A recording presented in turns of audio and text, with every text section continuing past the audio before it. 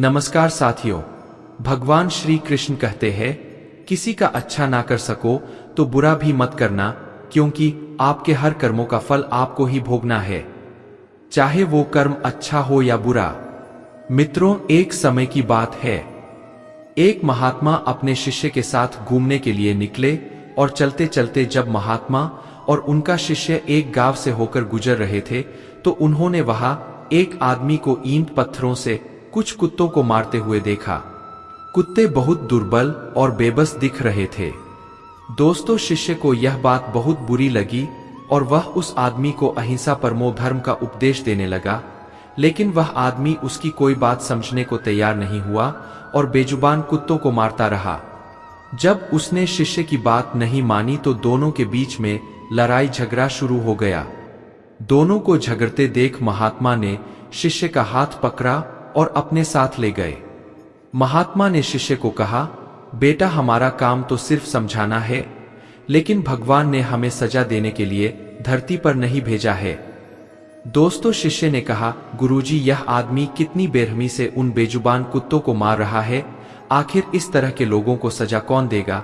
मित्रों, शिष्य की बात सुनकर महात्मा ने कहा कि बेटा, तुम परेशान मत हो, इनको सजा देने वाली भी एक अलौकिक शक्ति इस दुनिया में है जो सब कुछ जानती है।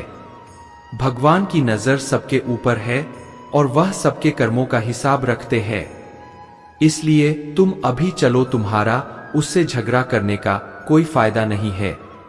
शिष्य गुरुजी की बात सुनकर संतुष्ट हो गया और उनके साथ चल दिया। इस बात को बीते हुए 2 वर्ष का समय निकल चुका था। एक दिन महात्मा और उनका शिष्य फिर उसी गांव से होकर गुजर रहे थे। शिष्य भी 2 साल पहले वाली उस आदमी और कुत्ते वाली घटना भूल चुका था।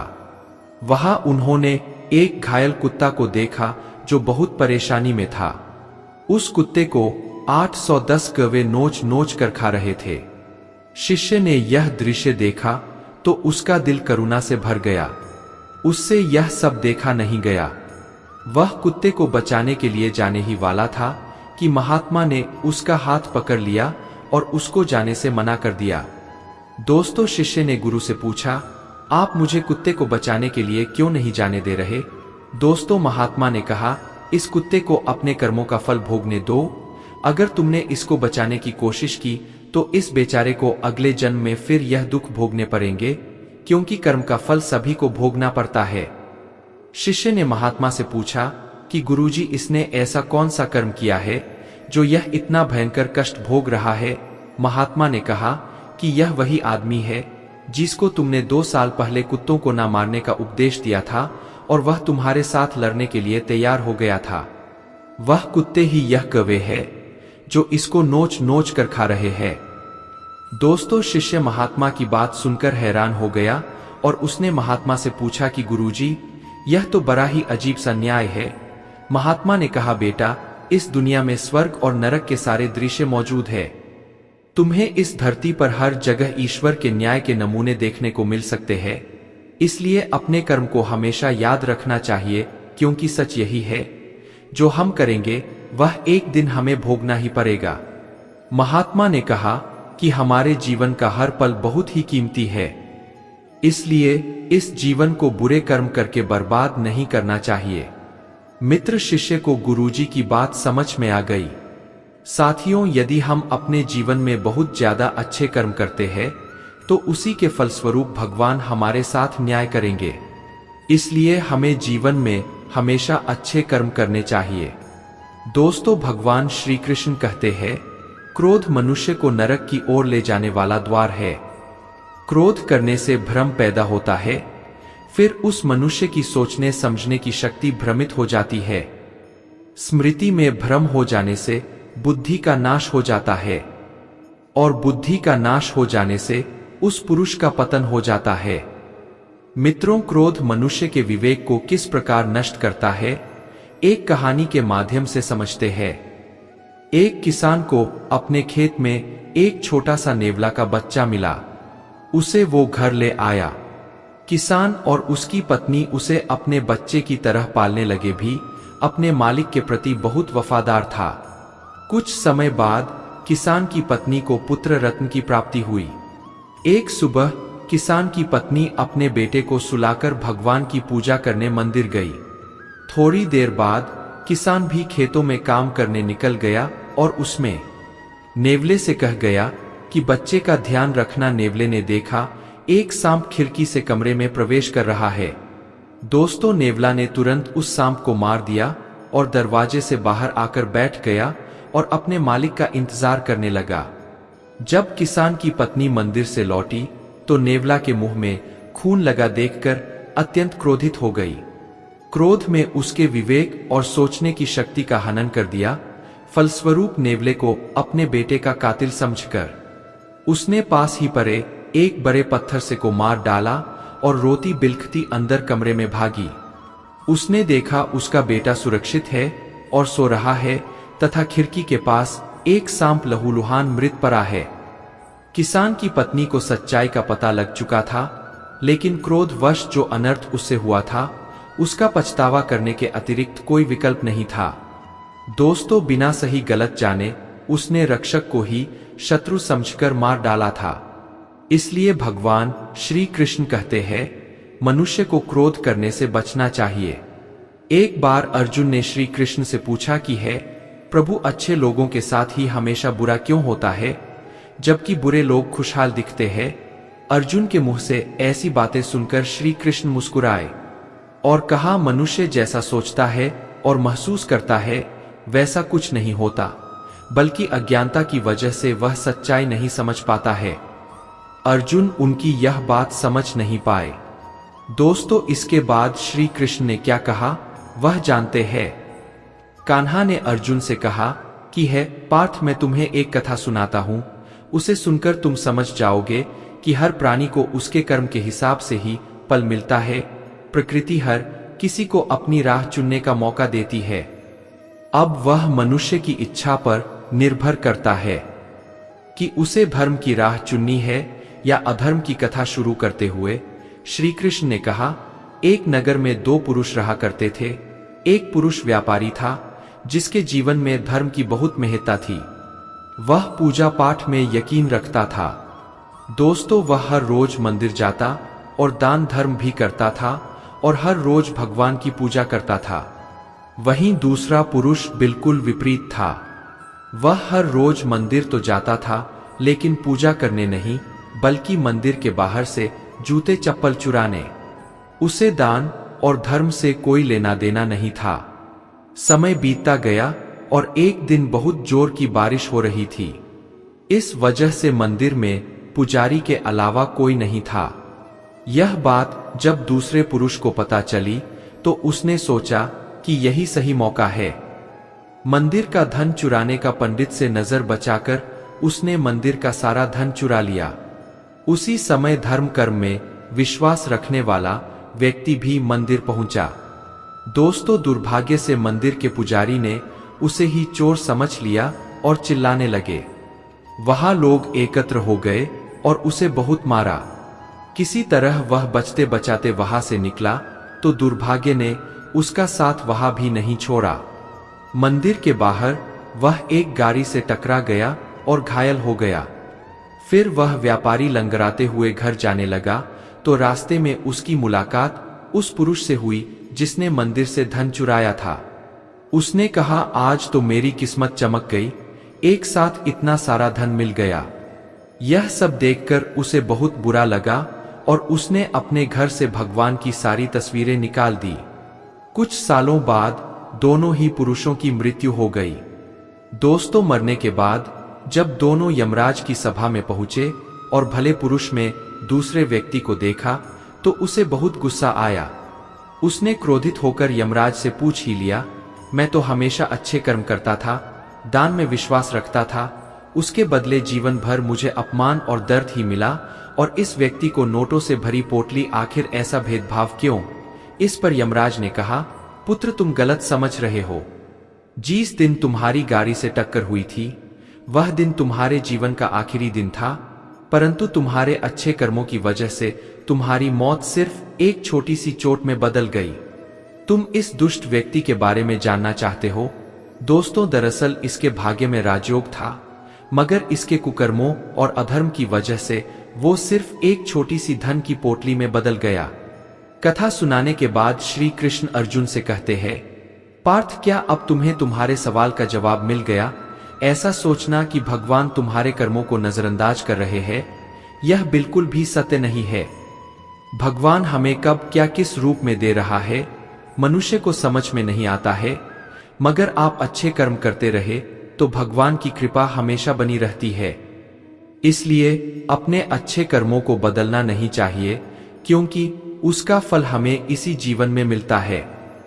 इसलिए मनुष्य का फर्ज है कि वह हमेशा अच्छे कर्म करते रहे, क्योंकि श्री कृष्ण ने गीता में भी बताया है कि किसी के द्वारा किया गया कर्म बेकार नहीं जाता है, चाहे वह अच्छा हो या बुरा।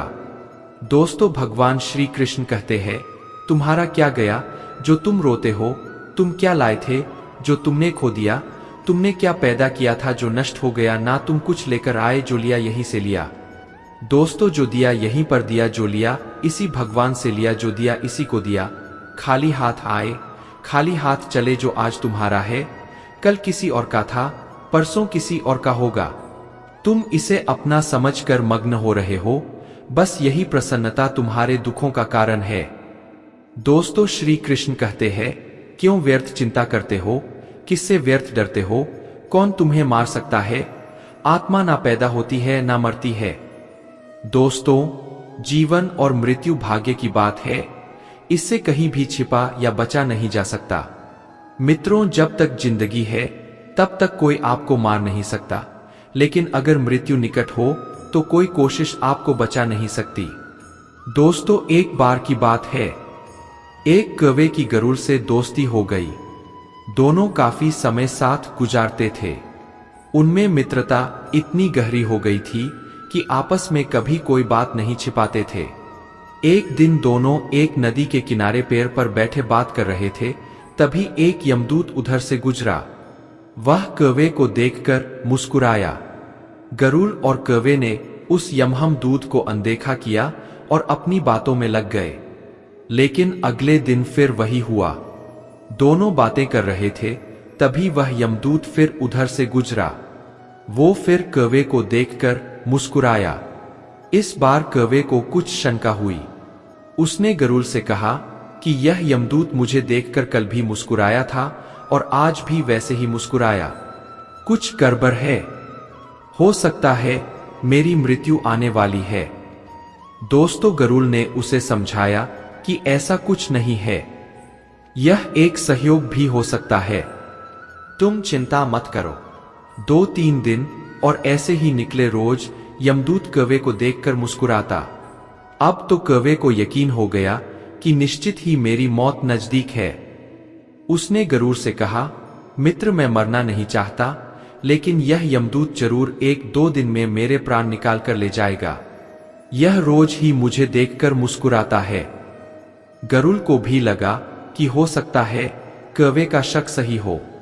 उसने कौवे को धैर्य बंधाया।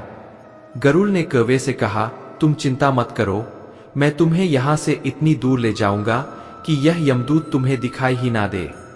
दोस्तों, गरुड़ ने कौवे को अपनी पीठ पर बैठाया और उस जंगल से हजारों किलोमीटर दूर कैलाश पर्वत पर ले गया।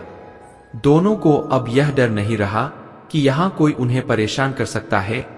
लेकिन वे जैसे ही कैलाश पर्वत पर पहुंचकर एक गुफा तक पहुंचे, वहां वह यमदूत पहले से ही मौजूद था।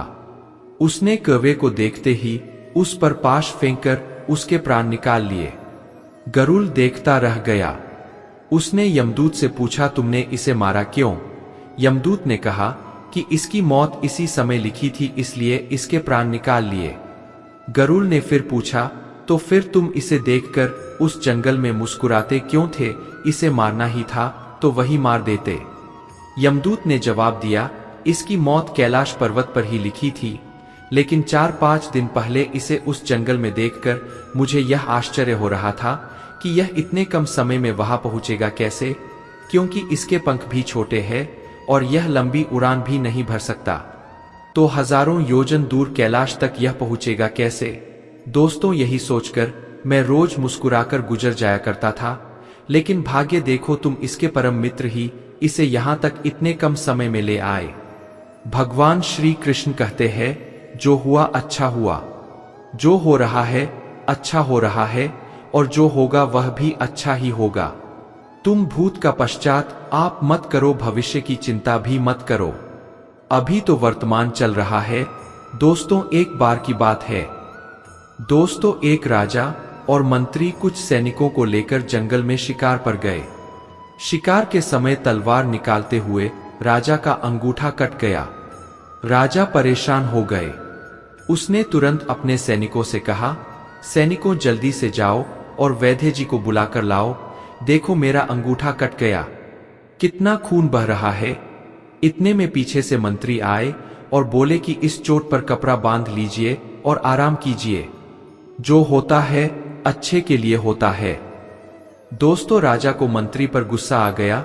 वह मंत्री से बोले, मंत्री, यह बात तुम कह रहे हो, मैं तो तुम्हें अपना हितैषी समझता था।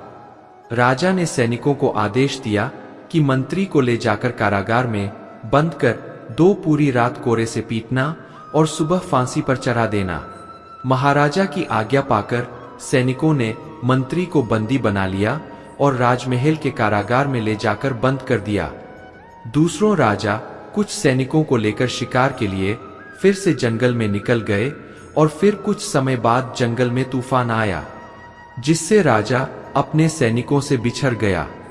भटकते भटकते राजा भीलों के बस्ती में पहुंच गए, जिससे वहां के लोग उन्हें उठाकर ले गए और उनकी देवी के सामने जाकर बिठा दिया। पुजारी उसकी बलि चढ़ाने वाला ही था कि एक भील बोला, इसका तो अंगूठा कटा हुआ है, यह तो अशुद्ध है, हम इसकी बलि नहीं दे सकते। और दोस्तों, उन्होंने इस तरह राजा को छोड़ दिया और राजा की जान बच गई।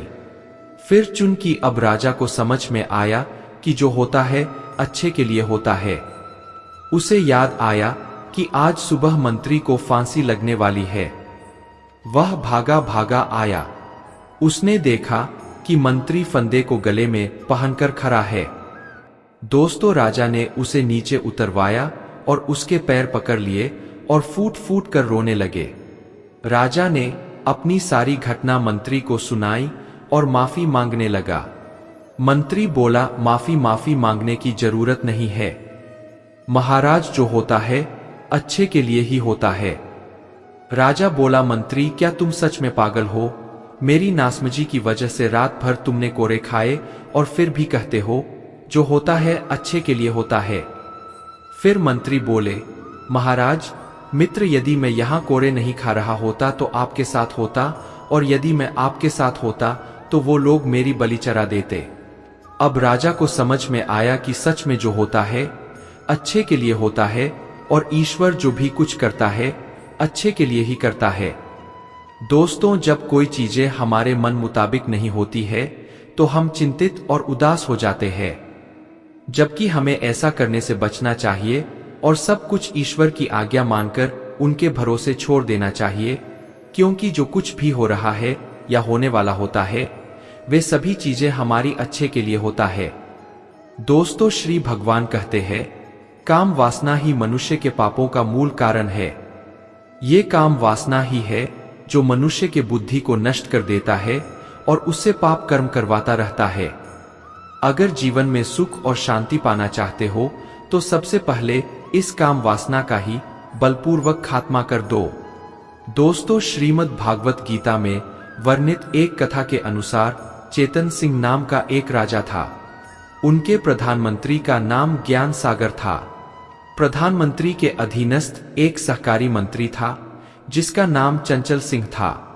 राजा अपने मंत्री और सहकारी मंत्री के साथ अपनी राजधानी मध्यपुरी में रहते थे। राज्य 10 जिलों में बनता हुआ था और प्रत्येक जिले में एक जिलाधीश अधिकारी नियुक्त था। राजा बहुत ही विचारशील, कर्मशील और सुशील थे। उनके राज्य में सभी सुखी थे। राज्य दिनोंदिन उन्नत हो रहा था। दोस्तों, एक समय उनके राज्य में जगमोहन नामक एक ठगों का सरदार आया। वह बड़ा ही कुचकरी और जालसाज था। उसके अंदर कपट रूप जहर भरा होने पर भी उसकी बोली बहुत मीठी थी। वह जिससे बात करता उसी को मोह लेता।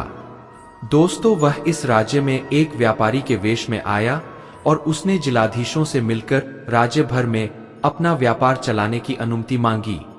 जिलाधीशों को काफी लालच दिया। वे लालच में तो आ गए, परंतु अपने अफसरों की अनुमति बिना कुछ कर नहीं सकते थे। जालसाज व्यापारी की सलाह से वे सब मिलकर उसे अपने अफसर सहकारी मंत्री चंचल सिंह के पास ले गए। ठग व्यापारी ने चंचल सिंह को खूब प्रलोभन दिया, जिसके कारण चंचल सिंह भी व्यापारी की मीठी मीठी बातों में फंस गया। चंचल सिंह उसे अपने उच्च अधिकारी प्रधानमंत्री ज्ञान सागर के पास ले गया। ज्ञान सागर था तो बहुत बुद्धिमान, परंतु वह बहुत दुर्बल हृदय का था। दोस्तों खुद निर्णय करके किसी निश्चय पर नहीं पहुंच पाता था। इसी कारण वह अपने सहकारी मंत्री और जिलाधीशों की बातों में आ जाया करता था। जिलाधीश और सहकारी मंत्री इससे अनुचित लाभ भी उठाते थे। आज चंचल सिंह और जिलाधीशों की बातों पर विश्वास करके वह भी ठग व्यापारी के जाल में फंस गया। उसने लाइसेंस देना स्वीकार कर लिया, पर कहा कि महाराज चेतन सिंह जी की मंजूरी के बिना सारे राज्य के लिए लाइसेंस नहीं दिया जा सकता। दोस्तों आखिर ठग व्यापारी की सलाह से वह उसे राजा के पास ले गया। ठग बड़ा चतुर था। उसने राजा को बड़े बड़े प्रलोभन दिए। राजा भी लोभ में आ गए। उसने व्यापारी को अपने राज्य में हर जगह व्यापार चलाने और कोठियां खोलने की अनुमति दे दी। व्यापारी ने जिला अफसरों और दोनों मंत्रियों को कुछ ले देकर संतुष्ट कर लिया और सारे राज्य में अपना जाल फैला दिया। जब सर्वत्र उसका प्रभाव फैल गया, तब तो वह बिना बाधा प्रजा को लूटने लगा। दोस्तों जिलाधीशों सहित दोनों मंत्री लालच में पड़े हुए थे ही राजा को भी लूट का हिस्सा देकर उसने अपने वश में कर लिया। छल कौशल और मीठी मीठी चिकनी चुपड़ी बातों में फंसाकर राजा को तथा सब अफसरों को कुमारगामी बनाकर उसने सबको शक्तिहीन, अकर्मण्य और दुर्व्यसन प्रिय बना दिया और चुपके चुपके तेजी के साथ अपना बल बढ़ाकर उसने सारे राज्य पर अपना अधिकार जमा लिया। दोस्तों इस प्रकार राजा का सर्वस्व लूटकर अंत में उन्हें पकड़कर नकैद कर दिया। मित्रों इस कहानी में राजा चेतन सिंह जीवात्मा है, प्रधानमंत्री ज्ञान सागर बुद्धि है, सहकारी मंत्री चंचल सिंह मन है, मध्यपुरी राजधानी हृदय है, दसों जिलाधीश इंद्रिय है और ठगों का सरदार काम है। विषय भोगों के सुख का प्रलोभन ही सबको लालच देना है।